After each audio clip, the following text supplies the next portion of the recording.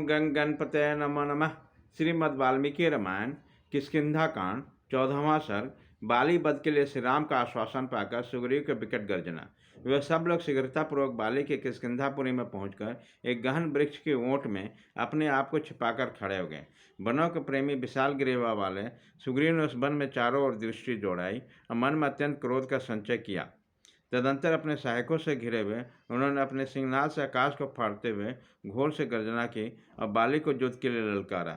उसी समय सुग्रीव वायु के वेग के समान गरजते हुए महामेघ के समान जान पड़ते थे।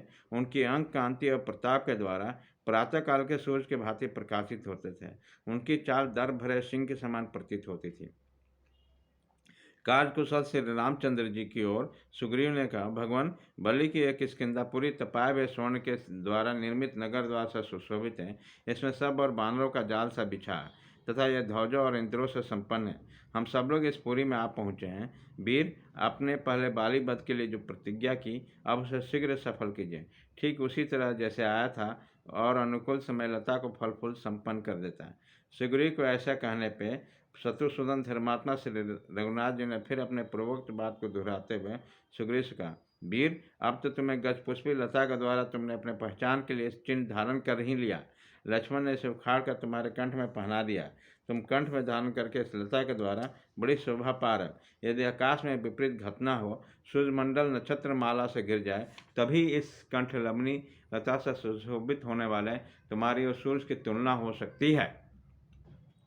बानरराज, आज मैं बाली से उत्पन्न हुए तुम्हारे भय और बैर दोनों को युद्ध स्थल में एक ही बार बाण से छोड़कर मिटा दूंगा। सुग्रीव, तुम मुझे अपने उस भ्राता रूपी शत्रु को दिखा तो दो, फिर बाली मारा जाकर वन के भीतर धूल में डोलता हुआ दिखाई देगा। यदि मेरी दृष्टि में पड़ जाने पर वो जीवित लौट आए तो तुम मुझे दोषी समझना और तत्काल जी भर के मेरी निंदा करना। तुम्हारे आंखों के सामने मैंने अपने एक ही बाण से 7 साल के वृक्ष विदीर्ण किए। मेरे उसी बल से आज सम्रांगण में एक ही बाण से तुम बाली को मारा गया समझो। बहुत समय में से संकट झेलने रहने पर भी मैं कभी झूठ नहीं बोलता हूँ। मेरे मन में धर्म का लोभ है, इसलिए किसी तरह झूठ बोलूँगा नहीं। साथ ही अपनी प्रतिज्ञा को अवश्य सफल करूँगा। अब इस भय और घबराहट को अपने हृदय से निकाल दो। जैसे इंद्र वर्षा करके उगे हुए धान को खेत को फल से संपन्न करते हैं, उसी तरह मैं भी बाण का प्रयोग करके बाली के वध के द्वारा तुम्हारा मनोरथ पूर्ण करूँगा। इसलिए सुग्रीव, तुम स्वर्ण माला रूपी धारी बाली को बुलाने के लिए ऐसे समय गर्जना करो जिससे तुम्हारा सामना करने के लिए वह बानर नगर से बाहर निकल आए।